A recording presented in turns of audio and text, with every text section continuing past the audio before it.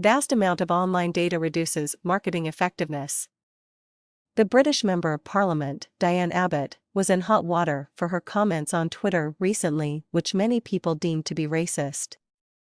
After several hours of criticism against her, the offensive tweet was removed and Ms. Abbott made a public apology. It was yet another example of the so-called power of social media. Of course, it was more about the power of data. People make all kinds of comments in bars and at dinner parties, but they don't have to retract what they say because any complaining about what they say is relatively small, from one or two friends. Online, people get to see the true extent of the feelings against their views. In a bar, a single person might actually be voicing the views of a majority, but the person who makes offensive remarks has no way of knowing that they only see the one complaint against them. But when they say the same things online, they can see the endless array of tweets against them.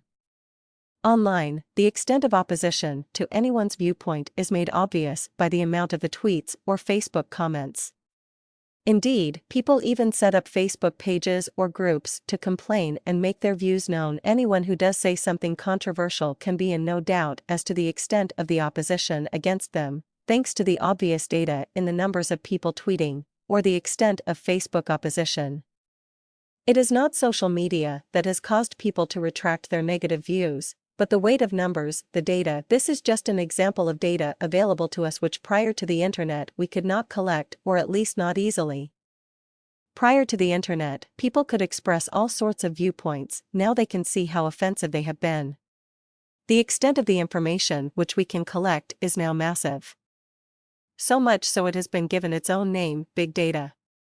You can get information about the precise activities of your customers, your targets and prospects, as well as all sorts of data on your competitors which was previously hidden to you. Prior to the web, only recently a friend of mine attended a seminar where one of the speakers was from Amazon, whose presentation focused on the fact that successful internet marketing requires attention to detail of the data. Firms like Amazon know what you searched for, the books you have bought, what your friends have bought, what other people are searching for, and what the competition is up to. Using complex software, they aggregate all of this information to make it much more likely that they can offer you just what you want, at the precise time you want it. Try doing that with a bricks and mortar bookstore. For companies the size of Amazon, collecting and analyzing all this data is not too much of a problem. But for the average business, it is tough. Do you pay for specialist software to do all the number crunching? Expensive. Do you employ teams of people to analyze the information? Time-consuming. Or do you outsource the data mining to experts in each sector? Tough to manage. There is, in fact, so much data available to you that you could almost spend all of your day analyzing it so that you get to the minutest detail and find precise ways of targeting what you want to sell. But just because data is available does not mean you have to collect it or analyze it. There is a tendency within internet marketing to try and ever more narrowly target and understand specific customer behavior.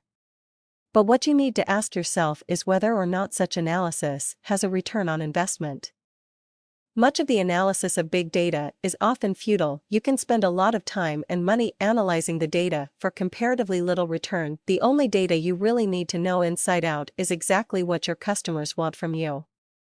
And often it is not data that can tell you that, it is simply asking them. In much the same way, if you were a British Member of Parliament, it might be wise to ask people what they think of your viewpoint, before publicly declaring it on Twitter.